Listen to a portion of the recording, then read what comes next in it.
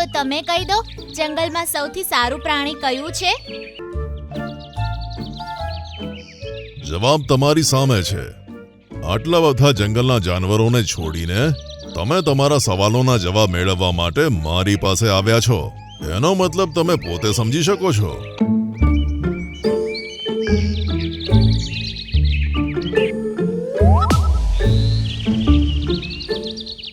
એક સાંજે મોન્ટુ બંદર, છોટું હરણ અને રામુ હાથી વચ્ચે ઝઘડો થઈ ગયો.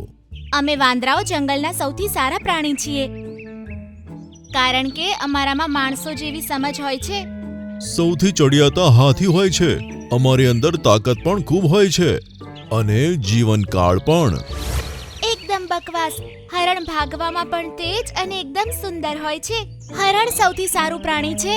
તે ત્રણની ચર્ચા લાંબી ચાલી અને તેઓ પહોંચ્યા શેરખાનની પાસે.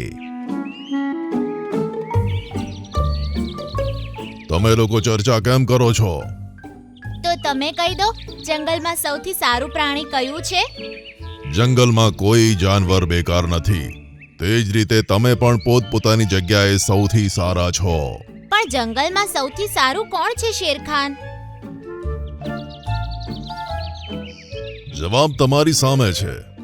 આટલા બધા જંગલના જાનવરોને છોડીને તમે તમારા સવાલોના જવાબ મેળવવા માટે મારી પાસે આવ્યા છો. એનો મતલબ તમે પોતે સમજી શકો છો. એનો મતલબ છે કે તમારી નજરમાં તમે જ જંગલના સૌથી સારા પ્રાણી છો. ઠીક છે, જેવી રીતે માણસો પોતાના મુખિયાને ચૂનવા માટે ઇલેક્શન્સ કરે છે, જંગલમાં પણ આપણે એ રીતે ઇલેક્શન્સ રાખીએ તો? સારું કરીને જોઈ લો. મારા રાજમાં બધા ખુશ છે. તમે લોકોએ જંગલમાં હોળી રમી, ક્રિસમસ મનાવી અને નવા વર્ષની ઉજવણી પણ.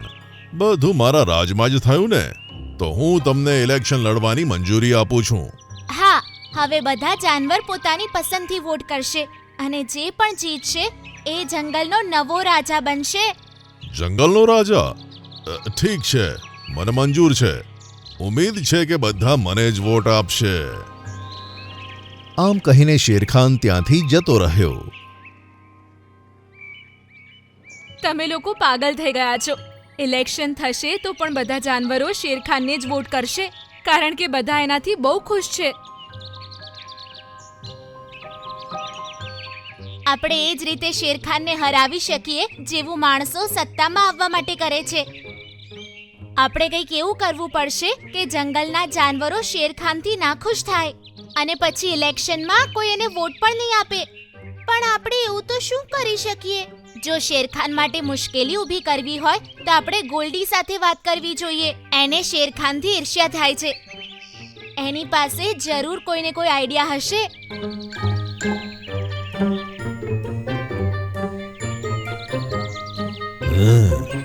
તમે અત્યારે જ મારી સાથે કાળી પહાડી આવો. ત્યાં પીળા રંગના ઝેરી ફૂલો ઉગે છે. તે ફૂલોને પીસીને કેટલાક કલાક માટે તડકામાં મૂકો. સુકાઈ ગયા પછી તેનું પાવડર કરો. જો તે પાવડરને તમે તળાવના પાણીમાં નાખશો ને તો તેનો અસર ચાલુ થઈ જશે અને પછી જે જાનવર તે પાણી પીશે ને તેની તબિયત ખરાબ થઈ જશે. પણ એ ઠીક કેવી રીતે થશે? થોડીવાર પેટમાં દુખાશે, પછી આપમેળે જ ઠીક થઈ જશે. પણ શેરખાન આનો ઉપાય નહીં શોધી શકે, જેથી જાનવર નારાજ થઈ જશે અને ઇલેક્શનમાં તેને વોટ નહીં આપે. 3 દિવસ પછી તળાવનું પાણી પણ ઠીક થઈ જશે અને ત્યાં સુધી શેરખાન ઇલેક્શનમાં તમારાથી હારી ચૂક્યો હશે. તેની વાત સાંભળી 3 જણા ખુશ થયા. ગોલ્ડીના બતાવ્યા પ્રમાણે 3 જણાએ કાળી પહાડી ઉપરથી પીળા રંગના ફૂલ તોડ્યા અને પોતાના જંગલમાં લઈ ગયા. તળાવની પાસે લઈ જઈને તેમને પીસ્યા અને પછી તડકામાં સૂકવવા મૂક્યા. સૂકાયા પછી તેમનો પાવડર બનાવ્યો અને સાંજે અંધારામાં બધાથી છુપાઈને તેને તળાવમાં નાખ્યો.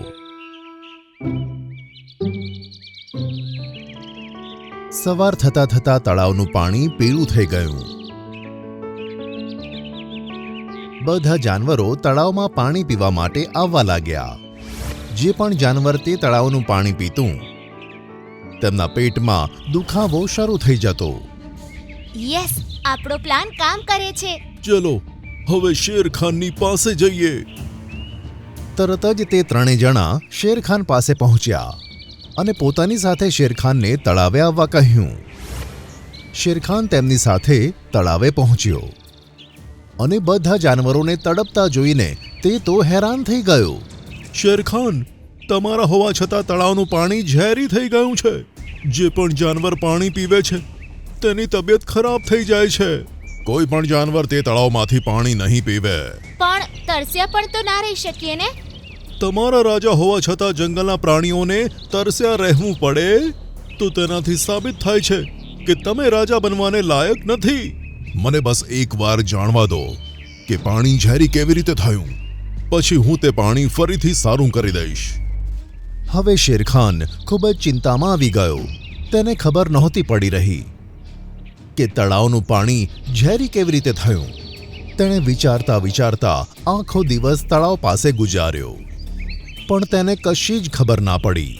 બધા જાનવર શેરખાનની સામે પડ્યા હતા અને શેરખાનના ચહેરા પર ગંભીરતા નજર આવતી હતી. આ બધું શું થઈ ગયું? ગોલ્ડીએ તો કીધું હતું કે થોડી જ વારમાં પાણીનો અસર ખતમ થઈ જશે અને બધા પ્રાણીઓ ઠીક થઈ જશે, પણ અહીંયા તો બધાની તબિયત બગડતી જઈ રહી છે. મારા જંગલના જાનવર મારી આંખોની સામે દર્દથી તડપે છે. હું કશું જ નથી કરી શકતો. તમે બરાબર હતા. હું આ જંગલનો રાજા બનવાને લાયક નથી. શેરખાન, આ જે કંઈ પણ થઈ રહ્યું છે એમાં અમારી ભૂલ છે, તમારી નહીં. તારો મતલબ શું છે? હવે મોન્ટુ વાંદરાએ શેરખાનને બધી વાત કહી દીધી. આ તમે લોકોએ ખૂબ જ ખોટું કર્યું છે. ખાલી મને નીચો બતાવવા માટે તમે આવું કર્યું હતું ને.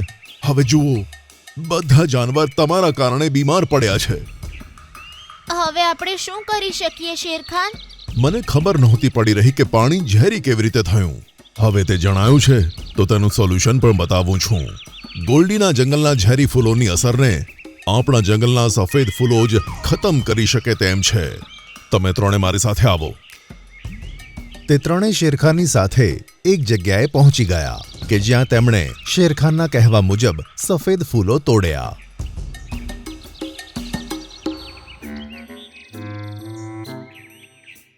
અને તે લઈને તળાવ પાસે આવ્યા. શેરખાને બધા જાનવરોને એક એક સફેદ ફૂલ ખાવા માટે કહ્યું. બધાએ જ્યારે તે ફૂલો ચાવ્યા ત્યારે તેમના પેટનો દુખાવો એકદમ ગાયબ થઈ ગયો અને બધા સ્વસ્થ થઈ ગયા. હવે જેમ તમે પીળા ફૂલોને પીસીને પાવડર બનાવીને તળાવમાં નાખ્યો હતો તે રીતે આનો પણ પાવડર બનાવો. શેરખાનની વાત સાંભળીને તે ત્રણેય જણાએ સફેદ ફૂલોને તે જ રીતે પીસીને તડકામાં સૂકવીને તેનો પાવડર બનાવ્યો અને પછી તળાવના કિનારે ચારે તરફ તે પાવડર છાંટી દીધો. પછીની સવારે જ્યારે બધા જાનવરો તળાવે પાણી પીવા પહોંચ્યા ત્યારે તળાવનું પાણી એકદમ ચોખ્ખું થઈ ગયું હતું. પહેલા હું તેને પી જોઉં છું. જો મને કંઈ નહીં થાય તો જ તમે પાણી પીજો. શેરખાને થોડું પાણી પીધું. બધા જાનવર શેરખાનને જોતા હતા, પણ શેરખાનને કશું જ ન થયું. પાણી ઠીક થઈ ગયું છે. હવે બધા જ તેને પી શકો છો. બધા જાનવરો રાજી થયા અને પાણી પીને પોતાની તરસ छिपाવી.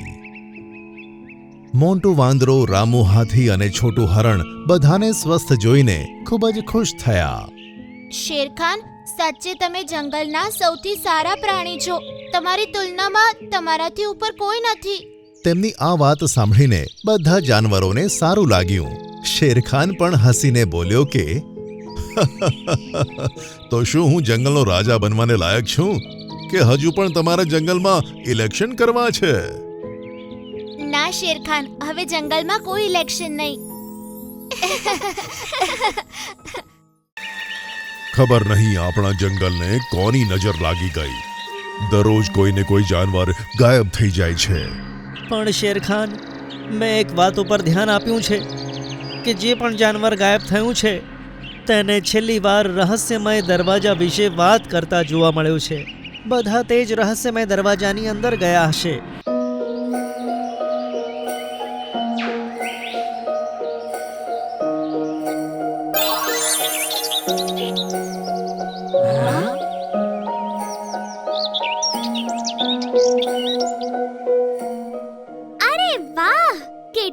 સુંદર ફળ છે. આવું ફળ તો પહેલા ક્યારેય નથી જોયેલું. આજે જોવા મળ્યું છે તો હું આને ચાખીને જ જોઉં છું કે આનો સ્વાદ કેવો છે.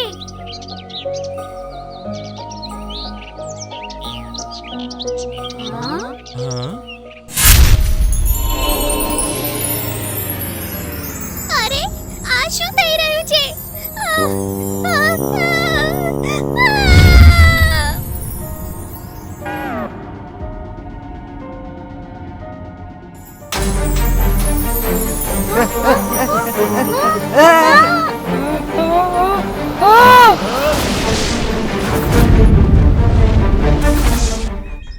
જંગલમાં ચારે તરફ હાહાકાર મચી ગયો હતો. બધા જાનવરો હેરાન પરેશાન હતા.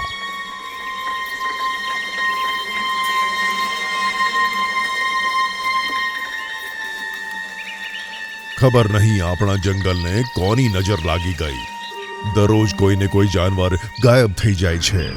પણ શેરખાન, મેં એક વાત ઉપર ધ્યાન આપ્યું છે કે જે પણ જાનવર ગાયબ થયું છે તેને છેલ્લી વાર રહસ્યમય દરવાજા વિશે વાત કરતા જોવા મળ્યું છે. બધા તે જ રહસ્યમય દરવાજાની અંદર ગયા હશે. પણ તે બધા સમજદાર જાનવરો હતા. રામુ હાથી, છોટું હરણ, મોટું બંદર બગીરા, બધા તે રહસ્યમય દરવાજા વિશે જાણતા હતા. તો પછી શા માટે તેઓ અંદર જવાની હિંમત કરે? આ રહસ્યમય દરવાજો શું છે? રહસ્યમય દરવાજો કાળા પહાડ પર છે. તેને પેલે પાર કશું જ દેખાતું નથી. ફક્ત સોનેરી ચમકતા કિરણો દેખાય છે. આજ સુધી જે કોઈ પણ તેની અંદર ગયું ક્યારેય બહાર નથી આવ્યું. આપણા જાનવરો ગાયબ થવાની ખબર ગોલ્ડીને લાગી ચૂકી છે. તે ક્યારે પણ પોતાના ભાઈ શેરુ સાથે મળીને આપણા પર હુમલો કરી શકે છે. તમે બે વાઘનો મુકાબલો કેવી રીતે કરશો? એક રાજા હોવાને કારણે મને તે શોભા નથી આપતું. હું છેલ્લા શ્વાસ સુધી લડીશ. મીઠું પોપટ આ સાંભળીને હેરાન થઈ ગયો. તે પેલા જાનવરોને શોધવા માટે બીજા દિવસે સવારે રહસ્યમય દરવાજા તરફ ઉડી નીકળ્યો. પહાડ ઉપરથી તેણે નીચે જોયું તો કાળું રીંછ ગોલ્ડી સાથે વાત કરતું હતું. આ શું? આ કાલો રીંછ અમારા દુશ્મન ગોલ્ડી સાથે શું વાત કરે છે? જઈને સાંભળું છું. ગોલ્ડી મહારાજ, તમારા કહેવાથી મેં જંગલના બધા જાનવરોને ફોસલાવીને એક પછી એક તે રહસ્યમય દરવાજાની અંદર મોકલી દીધા છે. હવે તેઓ ક્યારેય પાછા નહીં આવે. હુમલા માટે સારો મોકો છે. શેર ખાન હારી જશે અને પછી જંગલમાં તમારું જ રાજ હશે. જો એવું થયું ને તો હું તને જંગલનો વજીર બનાવી દઈશ. આનો મતલબ છે કાલો ગોલ્ડી સાથે મળેલો છે. આ સમાચાર તો જંગલમાં આપવા જ પડશે મારે. ત્યાં જ મીઠુને પોતાની પાછળ કોઈક અવાજ સંભળાયો. શું સાંભળી રહ્યો છે તું? તેણે પાછળ વળીને જોયું તો ગોલ્ડીના જંગલની એક ચીલ હતી. ગોલ્ડી રાજા, આ મીઠુએ તમારા બંનેની વાતો સાંભળી લીધી છે. પકડો એને. અને પછી મીઠું ડરી ગયો અને પહાડીની પેલે પાર ઉડવા માટે દોડી પડ્યો. ત્યાં જ પાછળ ચીલ પણ આવી રહી હતી. હે ભગવાન, કોઈ રસ્તો બતાવો, નહીં તો હું આ ચીલનો શિકાર બની જઈશ. ત્યાં જ એણે જોયું કે સામે એક સોનેરી દિવાલ ચમકી રહી છે. લાગે છે આ એ જ રહસ્યમય દરવાજો છે જેની બધા વાત કરી રહ્યા હતા. હું તેની અંદર ઘૂસી જાઉં છું. હા, કહીને તેણે ઉડવાનું રોક્યું નહીં અને તે દરવાજાની અંદર જતો રહ્યો. અરે વાહ, આ તો ઘણું સારું થયું. હવે તે ક્યારેય પાછો નહીં આવે. કહીને તે પાછી ગોલ્ડી અને રીંછ પાસે ઉડી ગઈ. અંદર ગયા પછી થોડી વાર સુધી તો મીઠુને કંઈ દેખાયું નહીં. પછી મીઠુએ જે જોયું તેનાથી તેની આંખો પહોળીની પહોળી જ રહી ગઈ. તે ખૂબ જ સુંદર જંગલ હતું જેમાં સામે ઝરણું વહેતું હતું અને વનસ્પતિઓ પર રંગબેરંગી ફૂલો ઉગ્યા હતા. આગળ તેણે જોયું કે જંગલમાંથી ગાયબ થયેલા જાનવરો અલગ અલગ પિંજરામાં કેદ હતા. ચારે બાજુ આસમાની ચકલીઓ છે અને સિંહાસન ઉપર એક ચકલી બેઠી છે. કોણ છે તું? અહીંયા આવવાનું કારણ? ચકલી રાણી, પહેલા તમે મને એ બતાવો કે તમે મારા મિત્રોને આ રીતે પાંજરામાં કેદ કેમ કર્યા છે? હવે તું પણ આ લોકોની જેમ અહીંયા પુરાઈ રહીશ. એમ કહીને જાદુઈ લાકડીથી તેણે મીઠું ઉપર જાદુ કર્યો, પણ તેની કંઈ અસર ન થઈ. આ શું? આવું કેમ થઈ શકે? તારા ઉપર જાદુ કામ નથી કરી રહ્યો. એમ કહીને તેણે ફરીથી જાદુ કર્યું, પણ આ વખતે પણ મીઠું ઉપર તેની કોઈ અસર ન થઈ. મારો જાદુ ફક્ત તેમના ઉપર કામ નથી કરતો જે અહીંયા લાલચમાં ના આવ્યા હોય. શું તું ખરેખર કોઈ લાલચ માટે નથી આવ્યો? ના રાણી ચકલી, મારી પાછળ એક ચીલ લાગી હતી. તેનાથી બચવા માટે હું ભૂલથી આ દરવાજાની અંદર આવી ગયો. તેનો અર્થ કે તું ઉદાર છે. તારા જેવા પક્ષી જ મેં આપેલા ઇનામના સાચા હકદાર છે. કહીને ચકલી રાણીએ જાદુ કર્યું અને પછી મીઠુંના હાથમાં તેવી જ જાદુઈ લાકડી આવી ગઈ જેવી ચકલી રાણી પાસે હતી.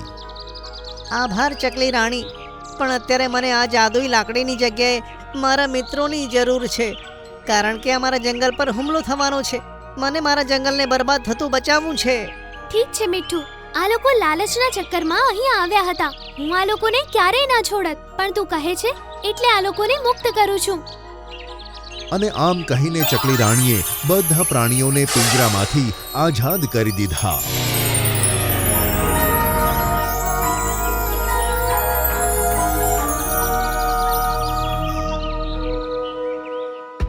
આ બાજુ ગોલ્ડીએ જંગલ પર હુમલો કરવાની તૈયારી કરી દીધી હતી. ગોલ્ડી પોતાના ભાઈ શેરુની સાથે શેરખાનની સામે ઊભો હતો. શેરખાન, હવે તું હાર માની લે, કારણ કે જંગલના બધા જાનવરો જઈ ચૂક્યા છે અને અમે 2 વાઘ છીએ. તું એકલો 2 વાઘોનો મુકાબલો નથી કરી શકતો. કઈ વાંધો નહીં, હું મરી પણ કેમ ના જાઉં. હાર નહીં માનું. હું અહીંયાનો રાજા છું, રાજા જ મરીશ. કહીને શેરખાને તેમની ઉપર તરાપ મારી અને ત્યાં જ મીઠું ખોવાયેલા જાનવરોને લઈને ત્યાં પહોંચી ગયો. ઊભા રહો શેરખાન, હવે તમે પોતાને એકલા ના સમજો. ત્યાં જ જાનવરોએ જોયું કે મીઠું પોતાની સાથે ખોવાઈ ગયેલા જાનવરોને લઈને આવ્યો છે. ગોલ્ડી અને રીંછ પણ આ જોઈને હેરાન થઈ ગયા. શેરખાન, બધા જાનવરોને ફોસલાવીને કાલુ ભાલુએ જ બધાને રહસ્યમય દરવાજામાં મોકલ્યા હતા. આ ગોલ્ડીથી મળેલો છે. જો આમ જ હોય તો તેને તેની સજા જરૂર મળશે. તું એકલો અમારા બંનેની સામે મુકાબલો નહીં કરી શકે. હાર માની લે. આમાં જ તમારી બધાની ભલાઈ છે. શેરખાન એકલા નથી. કહીને મીઠુએ શેરખાનની ઉપર પોતાની લાકડીથી જાદુ કર્યો અને તેના જેવો જ બીજો એક સિંહ તેની બાજુમાં ઊભો થઈ ગયો. હે, આ કેવી રીતે થઈ શકે? અને પછી બંને શેરખાને તે બંને ઉપર હુમલો કર્યો. ઘણો સમય લડ્યા પછી ગોલ્ડી અને તેનો ભાઈ થાકીને ચકનાચૂર થઈ ગયા અને બંને વાઘોએ હાર માની. અમે હાર માનીએ છીએ, હાર માનીએ છીએ. હવે બંને જણા અહીંથી જતા રહો અને આ ગદ્દાર રીંછને પણ લઈ જાઓ. અને પછી તે બંને જણાએ પોતાની સાથે કાલુ રીંછને પણ લીધો અને ભાગી ગયા. શેરખાન અને જંગલના બધા જાનવરોએ મીઠુંનો ધન્યવાદ માન્યો. ત્યાર પછી ફરીથી જંગલના જાનવરો ખુશી ખુશી રહેવા લાગ્યા.